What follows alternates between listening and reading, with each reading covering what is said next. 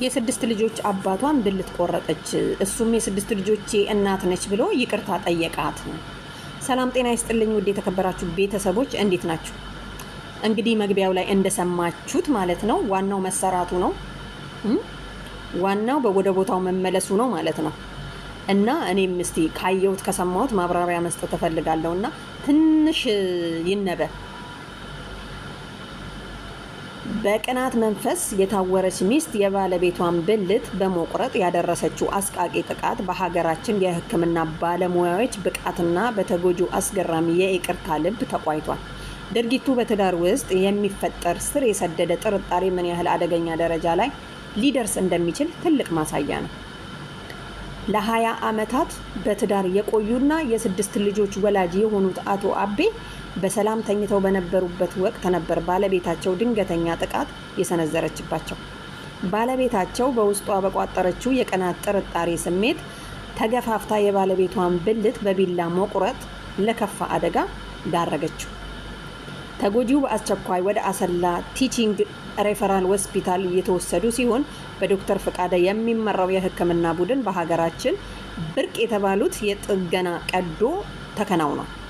የሕክምና ቡድኑ ለተከታታይ 3 ሰዓት ባደረገው ከፍተኛ ጥረት ተቆርጦ የተጣለውን ወደ ቀድሞ ቦታው በመመለስ በተሳካ ሁኔታ ማገናኘት ተችሏል። ይህ ስኬት በኢትዮጵያ የሕክምና ዘርፍ ካሉ ተስፋ ሰጪ ክንውኖች አንዱ ናቸው። ከሕክምናው ስኬት በላይ የብዙዎችን ልብ የነካው የተጎጂው አቤ ምላሽ ነው። አቶ አቤ የደረሰባቸውን ከባድ ስቃይና አካላዊ ጉዳት ወደ ጎን በመተው ልጆቻቸውን ሲሉ ባለቤታቸውን ይቅርታ በማለት አስታውቀዋል። ይህ የአላህ ፍቃድ ነው፣ እሷም ቢሆን የልጆቼ እናት ናት በማለት ገልጸዋል። ክፋት በደግነት የሚመለስ ታላቅነት በተግባር አሳይተዋል። ይህ አጋጣሚ በትዳር ውስጥ ግልጽነት መነጋገር ምን ያህል ወሳኝ እንደሆነ ትልቅ ትምህርት የሰጠ ነው። የቅናት መንፈስ አእምሮን ሲያወራው ከማንኛውም ሰብአዊ የጎደለ ድርጊት ላይ ሊያደርስ እንደሚችል ባለሙያዎች ገልጸዋል። ሳይኮሎጂዎች ማለት ነው። እና ቤተሰብ ምን ለማለት ፈልጌ መሰላችሁ?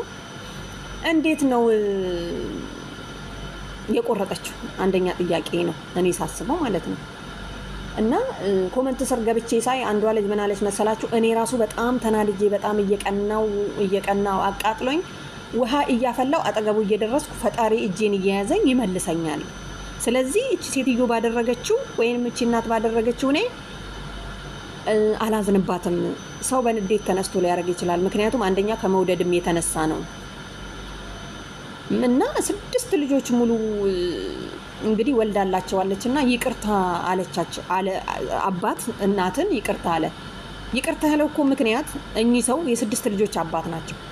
ከእንግዲህ በኋላ ከሌላ ሰው ጋር ራሱ ወይም ከሌላ ሴት ጋር እኮ መኖር አይችሉም። ግን ይቅርታ ብለው ችግራቸውንም ዋጣ አድርገው ከዛችሁ ከልጆቻቸው እናት ጋር ነው እንግዲህ ብትታሰርም ምንም ብትል የሚያዋጣቸው እሱ ብቻ ነው ማለታቸው እኔ በጣም ደስ ብሎኛል። እንኳንም አሉ ማለት ነው።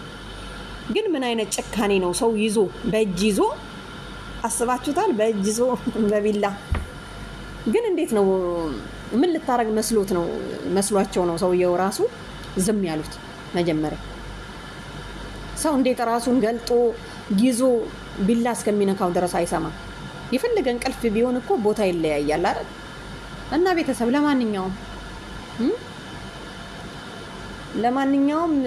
ዋናው መትረፋቸው ነው። ዋናው በቦታው መመለሱ ነው። እግዚአብሔር ይመስገን።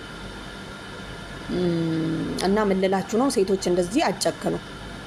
ስንት ውለታ ይዋላላችሁን እንደዚህ መቁረጥ በቢላ።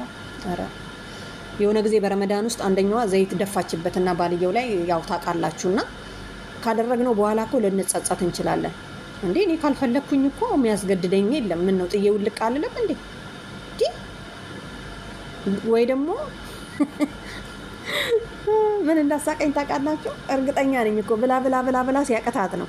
እሱ ባይኖር ኖሮ እኮ የትም አትሄድም አርፈህ ትቀመጣለህ ብላ ማለት ነው። ግን የ6 ልጆች አባት ከሆነ በምንድን ነው የምትቀናው ብላችሁ ታስባላችሁ? በሌላ ሴት ወይስ በምን? መቼም በሴት ካልቀና ሰው አይቆርጥም። ምክንያቱም ችግሩ እዛ ላይ ስለሆነ ችግሩን ማስወገድ ነው። እና ቤተሰብ ምልል ነው በጣም ነው ያሳዘነኝ። እሷ የእጇን ይስጣት ፈጣሪ። ገባችሁ? ምክንያቱም ምንም ማድረግ አልችልም፣ የልጆቼ እናት ነች፣ ይቅርታ ብያታለሁ ማለት ራሱ በራሱ ንጹህ እንትን ነው። ምክንያቱም አማራጭም የለም ማለት ግድ ነው። እና ሴቶችዬ ካልፈለጋችሁ ምናምን ነገር ማንም የሚያስገድዳችሁ የለም። ለምን 10 ልጅ አትወልዱም? ሰው ስለወለደ ሰው ስላላለ አይደለም። እና ይኑርበት እሱ አስችሏት ራሱ ይዛ መቁረጧ ራሱ እሷ ራሱ አንደኛ ኃጢአተኛ ነች። ምክንያቱም አስቡት፣ በቦታውም ቢመለስም እኮ እንደ ድሩ ላይሆን ይችላል። ዋናው መዳኑ ነው። አልሞተም ግን ማለት ነው አልሞተም። እና ቤተሰብ ያው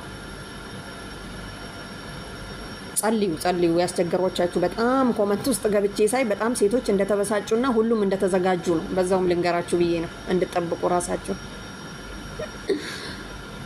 እና ቤተሰብ እኔ ግን በእውነት የፈለገ ነገር ሰው ቢያደርግ ሰውን ለመጉዳት አይደለም። እኔ እንዲህ በቢላ በምናምን አይደለም እኔ የምናገረ ራሱ አይመስለኝም። ከምር የፈለገ ብናደድ ወይ ትቼ መሄድ ነው እንጂ ሲጀመር የኔ ጸባይ ነው። እንኳን የሆነ አይደለም እኔ ቆርጬ ይቅርና እኔ ደም ሳይ ራሱ እንዴት አባቱ እንደሚያስፈራኝ